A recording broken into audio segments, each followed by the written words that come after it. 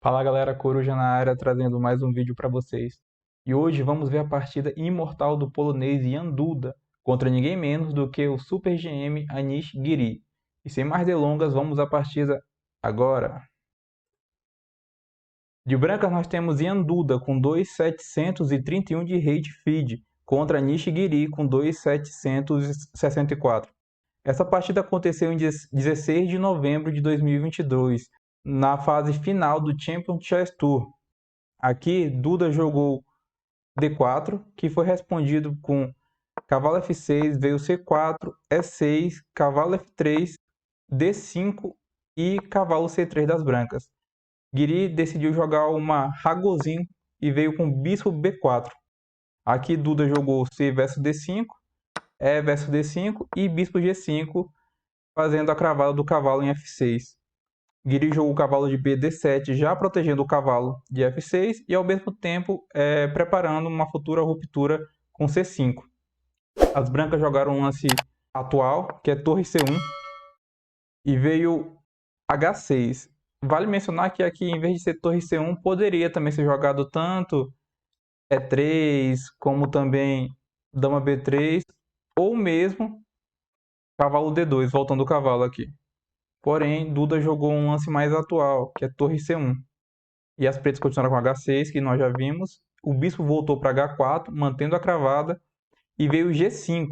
Veio o bispo G3. E aqui as brancas jogaram o cavalo E4, já botando certa atenção no ponto C3. As brancas jogaram dama B3, que é um lance também bem mais atual. Já foi tentado jogar cavalo D2 também com igualdade. Aqui o Duda jogou dama B3, que foi respondido com bispo versus cavalo. E ele capturou de peão. As brancas jogaram cavalo D5, já que o peão preto estava sendo ameaçado pela dama, e ao mesmo tempo o cavalo bota uma defesa mais no ponto de C4 e libera o bispo para poder se desenvolver, né, nessa diagonal. As brancas continuaram com E3, já preparando uma futura ruptura com C4, e as pretas responderam H5, já preparando H4 para ganhar esse bispo que está preso.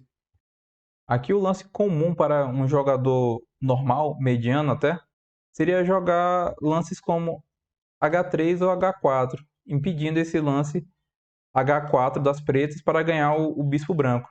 Porém, em ambos os lances H3 e H4 seria respondido com o mesmo lance. Por exemplo, se joga aqui um H3, viria cavalo versus bispo, peão versus cavalo, e dama D6 já botando certa atenção no peão de G3. Aqui teria que ser respondido com rei F2.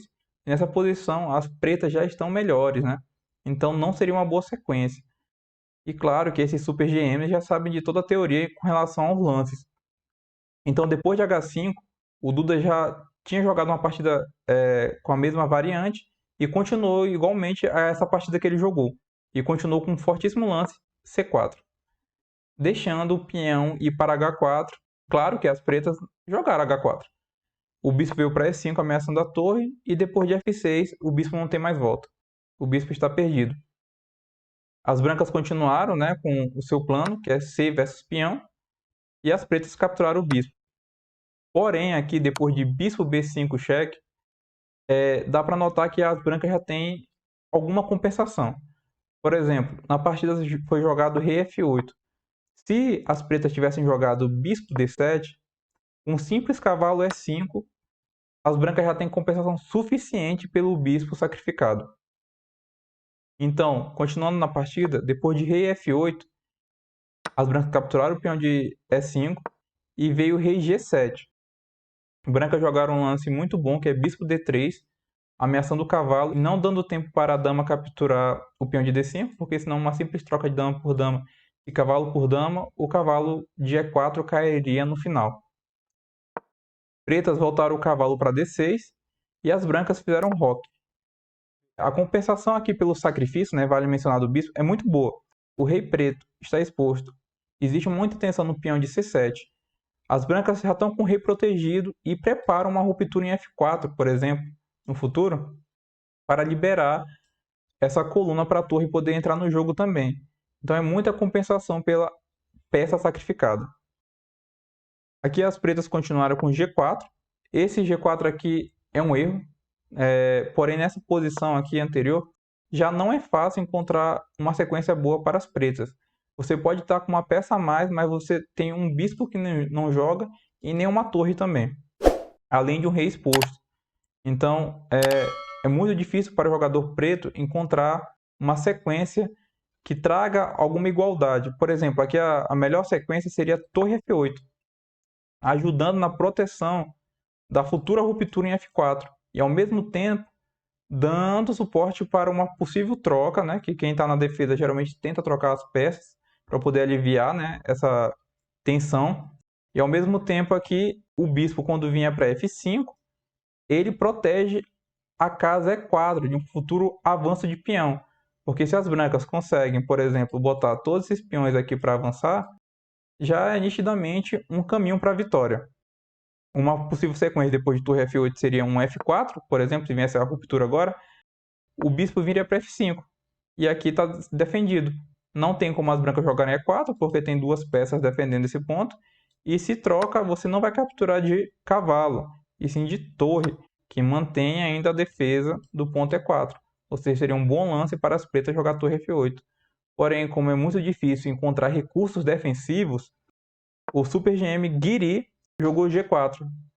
E aqui não existe mais tempos para as pretas. O Duda continuou com F4.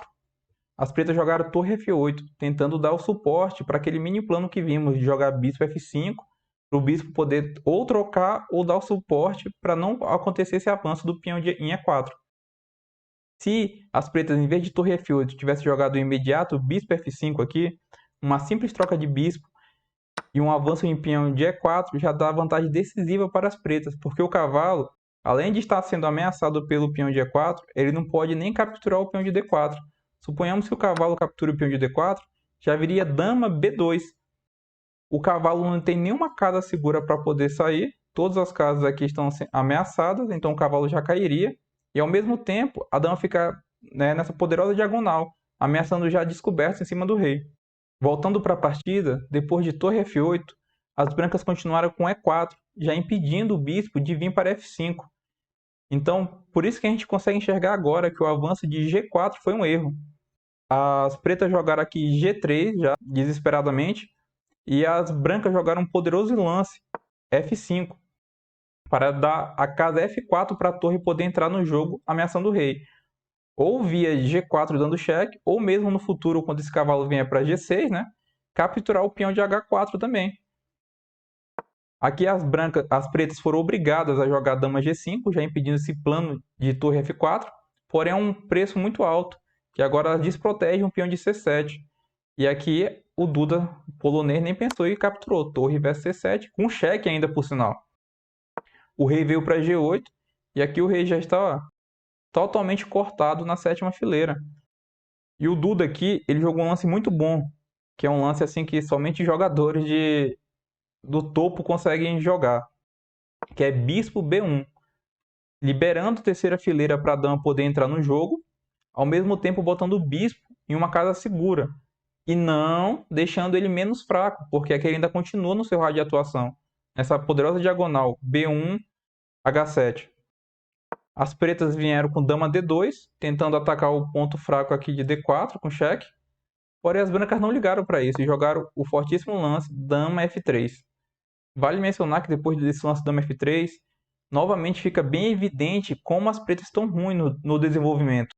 O bispo tem um paredão de peões aqui que não consegue se desenvolver. Nem para D7 ele pode porque o cavalo ameaça. E se o bispo não sai, a torre também continua presa. Como uma última cartada desesperada, o Guiri resolveu devolver a peça a mais e capturou o peão de F5. Aqui veio peão versus bispo e dama D4. O rei veio para H1 e o Guiri jogou o lance mais forte da posição, que é torre de A, C8. Como assim torre de A, C8? Achei que o cavalo ia cair agora. Bom, se o cavalo cai agora, viria nada menos que dama G4 cheque.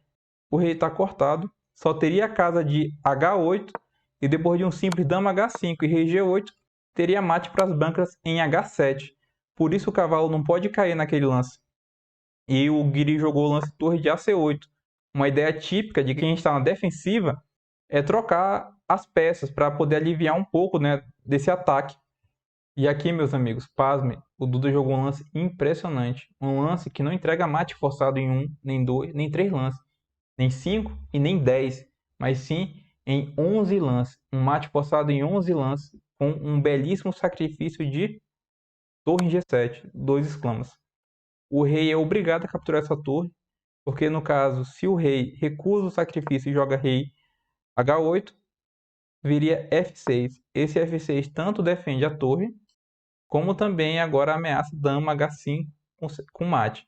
Caso as pretas defendam esse mate com dama versus cavalo, o F6 também libera o poderoso bispo de B1. E agora pode vir torre H7, o rei só teria que vir para G8, e um dama G4, e depois de dama G5, dama versus dama, entregaria mate. Então o rei é obrigado a capturar aquela torre. E depois de rei versus torre, vem um poderoso lance F6, liberando esse incrível raio de ação do bispo aqui, esse bispo fortíssimo de B1. O rei não pode ir para F7, nem G6, nem H7. Só tem a casa G8, H8 e H6. Porém, se ele joga para G8, teria um lance impressionante, que é bispo H7, usando de novo o tema da atração. Se o rei captura o bispo, viria dama H5 cheque, rei G8, dama G6, rei H8 e dama G7 checkmate. Se o rei não captura o bispo e joga rei H8, teria cavalo G6, obrigando o monarca preto agora sim a capturar o bispo. E depois de rei versus bispo, de novo a dama vem para H5, só teria a casa de G8 para o rei. E depois de simplesmente cavalo E7, teria mate novamente no monarca. Por isso, depois de F6, o rei é obrigado a ir para H6, tentando também defender essa entrada de dama em H5. Mas as brancas aqui jogaram um lance muito forte na posição, que foi cavalo G4 cheque. Agora o rei não tem mais caminho de volta. Ele não pode voltar nem para H7 ou G6. Ele só pode ir duas casas, G5 ou H5. E ambas essas duas casas são respondidas pelas brancas com um lance impressionante. Eu não sei se o Duda tinha tudo isso preparado em casa, mas nesse dia ele estava muito inspirado. Ó, e jogou, depois de rei G5, o magnífico lance dama F5 cheque. 2 exclamas novamente, sacrificando mais uma peça e nada menos, nada mais do que a dama. E depois de cavalo versus dama, vem torre versus cavalo com cheque. O rei só tem duas opções, ou G6 ou capturar o cavalo. Se capturar o cavalo, tomaria um mate só o filé com peão em H3, ou seja, seria um mate espetacular. Porém, o rei não capturou o cavalo e veio para G6. E aqui o Duda jogou simplesmente torre E5. E nessa posição, o Guiri abandonou essa partida. E para você, meu amigo, que não entendeu ainda por que o Guiri abandonou essa posição, vale mencionar que tem mate forçado. Aquela continuação de 11 lances ainda está no tabuleiro. Para postergar o mate, teria que entregar a torre e depois a dama. O rei só teria a casa de F7 para poder jogar, e depois de torre E7, o rei teria que voltar novamente para a casa de G8.